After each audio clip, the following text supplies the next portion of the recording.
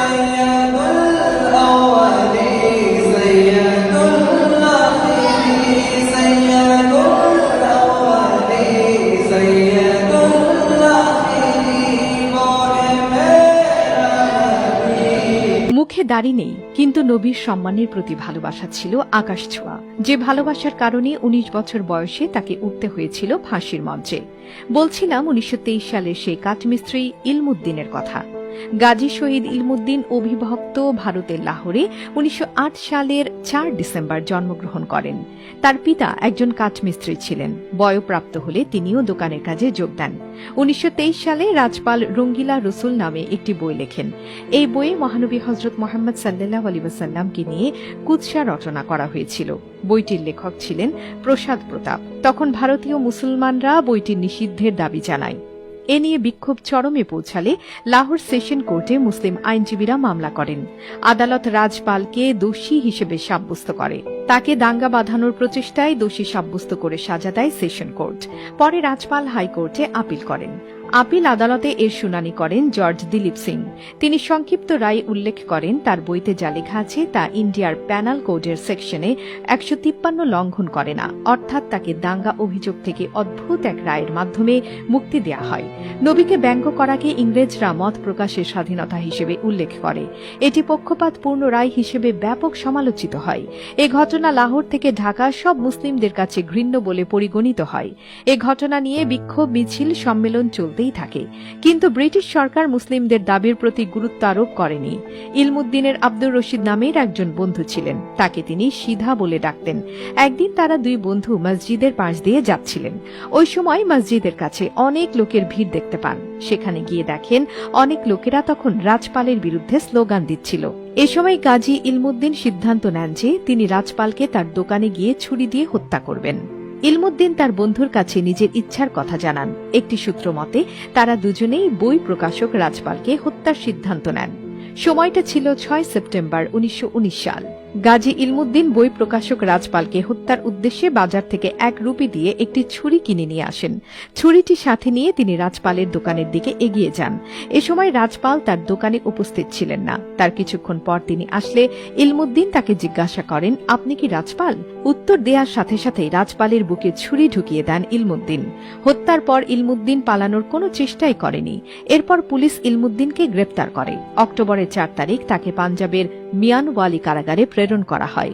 তখন ভারতের আইনজীবী ফারুক হোসেন তার পক্ষে কথা বলেন, কিন্তু বিপক্ষ দলের ২ জন সাক্ষী ইলমুদ্দিনের বিপক্ষে সাক্ষী দেয়। পরবর্তীতে ইলমুদ্দিনকে হত্যাকারী হিসেবে সাব্যস্ত করা হয় এবং ভারতীয় দণ্ডবিধি অনুসারে মৃত্যুদণ্ডে দণ্ডিত করা হয়। ইলমুদ্দিন বই প্রকাশের ৬ বছর পর রাজপালকে হত্যা করে। এখানে উল্লেখ্য, ইলমুদ্দিন কোন ধরনের আইনি প্রক্রিয়ায় যায়নি। ইলমুদ্দিন মনে করেছিলেন সে নবীর অবমাননাকারীকে হত্যা করার মাধ্যমে তার দায়িত্ব সম্পন্ন করেছে। কিন্তু মুসলিম আইনজীবী ও রাজনীতিবিদরা তাকে বাঁচানোর সর্বশেষ চেষ্টা করেছিলেন। মহাকবি আল্লামা ইকবাল, ব্যারিস্টার মঈনুদ্দিন খান সহ অসংখ্য মুসলিম তার পক্ষে লড়াই করতে চায়। মোহাম্মদ আলী জিন্নাহ তার ডিফেন্স আইনজীবী হিসেবে মামলা হাতে নিল। জিন্নাহ আগে কোনো মামলা হারেনি, কিন্তু তিনি জানতেন এটা তার মামলার প্রথম হার, আর এই জন্যই এই মামলা জিন্নাহস অনলি লাস্ট কেস নামে পরিচিত। ইলমুদ্দিনকে সেশন কোর্ট ফাঁসির আদেশ দিলে উচ্চ আদালতে তা নাকচ হয়ে যায়। জিন্নাহ পুরো ঘটনার জন্য উত্ত্যক্তকারীদের দায়ী করে যুক্তি উপস্থাপন করেছিলেন, কিন্তু জিন্নাহর কোনো যুক্তি ব্রিটিশ আদালত গ্রহণ করেননি। তখন জিন্নাহ আবার যুক্তি দিয়ে বলেন, একজন ১৮ থেকে ১৯ বছরের তরুণ যিনি তার বিশ্বাসের প্রতি ভালোবাসার কারণে এমনটা করছেন, তাই তাকে মৃত্যুদণ্ড না দিয়ে যাবজ্জীবন দেয়া যেতে পারে। কিন্তু এই আবেদনও আদালত গ্রহণ করেনি।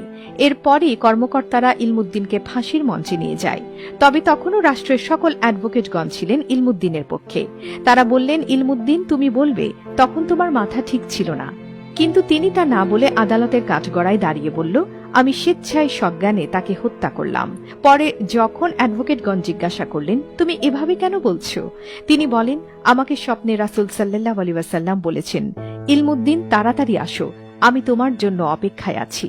মুসলমানরা ইলমুদ্দিনকে লাহোরে কবর দিতে চেয়েছিলেন, যেখানে কিনা লিয়ানিতে তাকে জানাজা ছাড়া দাফন করা হয়েছিল। এ নিয়ে মুসলিমরা প্রচণ্ড বিক্ষোভে ফেটে পড়েন। ইলমুদ্দিনের মৃত্যুর খবর দাবানলের মতো ছড়িয়ে পড়ে। শহীদের লাশ দাফন নিয়ে তুমুল আন্দোলন শুরু হয়। মুসলিমদের তোপের মুখে পড়ে ব্রিটিশ সরকার ভীত হয়ে পড়ে। তখন ব্রিটিশ সরকার বুঝতে পারে এভাবে চলতে থাকলে আন্দোলন থামানো মুশকিল হয়ে যাবে। পরে পরিস্থিতি সামাল দিতে ব্রিটিশ সরকার ইলমুদ্দিনের লাশ কবর থেকে পুনরায় তুলতে বাধ্য হয়। 1929 সালের 14 নভেম্বর 14 দিন পর ইলমুদ্দিনের লাশ কবর থেকে তোলা হয়। 2 দিন পর ট্রেনে করে লাশ লাহোরে পৌঁছায়। কিন্তু অবাক করার বিষয় হল 2 দিনে ইলমুদ্দিনের লাশ থেকে কোনো দুর্গন্ধ, কাপড়ে পচন বা লাশের কোনো পরিবর্তন দেখা যায়নি। সে সময় সমস্ত শহর ও আশেপাশের মানুষ তার জানাজায় অংশগ্রহণ করেন। লাহোরের ভাটিচর থেকে শুরু করে সুমনাবাদ পর্যন্ত মানুষ ভরে যায়। জানা গেছে যে প্রায় 6 লাখ মানুষ জানাজায় অংশ নিয়েছিলেন। তখন তার খাটিয়া বহন করেছিলেন মহাকবি আল্লামা ডক্টর ইকবাল। ইলমুদ্দিনের বাবা বিশ্ববিখ্যাত কবি আল্লামা ডক্টর ইকবালকে জানাজার নামাজ পড়াতে বলেন, কিন্তু আল্লামা ইকবাল সেটা করতে চায়নি। তিনি বলেন, আমি একজন পাপী ব্যক্তি, ইসলামের এই বীরের জানাজার নামাজের ইমাম হওয়ার যোগ্যতা আমার নেই।